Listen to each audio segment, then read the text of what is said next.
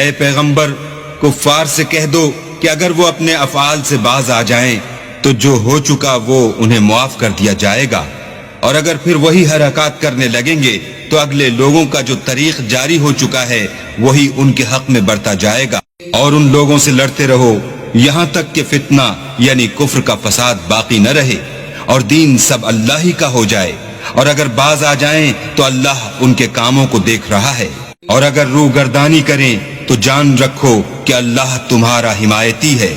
اور وہ خوب حمایتی اور خوب مددگار ہے، اور جان رکھو کہ جو چیز تم کفار سے لوٹ کر لاؤ اس میں سے 5واں حصہ اللہ کا اور اس کے رسول کا اور اہل قرابت کا اور یتیموں کا اور محتاجوں کا اور مسافروں کا ہے۔ اگر تم اللہ پر اور اس نصرت پر ایمان رکھتے ہو جو حق و باطل میں فرق کرنے کے دن یعنی جنگ بدر میں جس دن دونوں فوجوں میں مٹھ بھیڑ ہو گئی اپنے بندے محمد صلی اللہ علیہ وآلہ وسلم پر نازل فرمائی، اور اللہ ہر چیز پر قادر ہے۔ جس وقت تم مدینے سے قریب کے ناکے پر تھے اور کافر بعید کے ناکے پر، اور قافلہ تم سے نیچے اتر گیا تھا، اور اگر تم جنگ کے لیے آپس میں قرارداد کر لیتے تو وقت معین پر جمع ہونے میں تقدیم و تاخیر ہو جاتی، لیکن اللہ کو منظور تھا کہ جو کام ہو کر رہنے والا تھا اسے کر ہی ڈالے، تاکہ جو مرے بصیرت پر یعنی یقین جان کر مرے، اور جو جیتا رہے وہ بھی بصیرت پر یعنی حق پہچان کر جیتا رہے، اور کچھ شک نہیں کہ اللہ سنتا جانتا ہے۔ اس وقت اللہ نے تمہیں خواب میں کافروں کو تھوڑی تعداد میں دکھایا،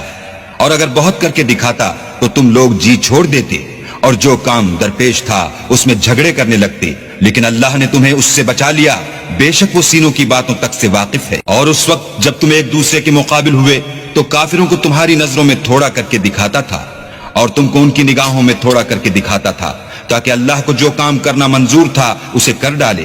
اور سب کاموں کا رجوع اللہ ہی کی طرف ہے۔ مومنو، جب کفار کی کسی جماعت سے تمہارا مقابلہ ہو تو ثابت قدم رہو اور اللہ کو بہت یاد کرو تاکہ مراد حاصل کرو، اور اللہ اور اس کے رسول کے حکم پر چلو،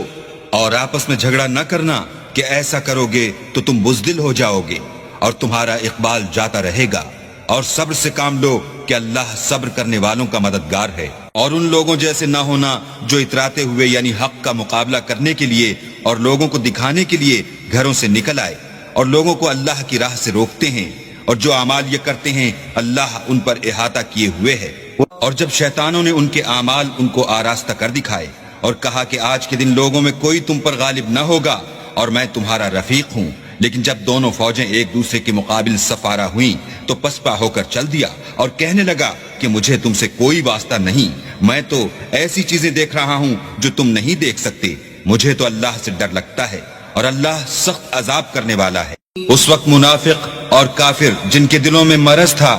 کہتے تھے کہ ان لوگوں کو ان کے دین نے مغرور کر رکھا ہے، اور جو شخص اللہ پر بھروسہ رکھتا ہے تو اللہ غالب حکمت والا ہے۔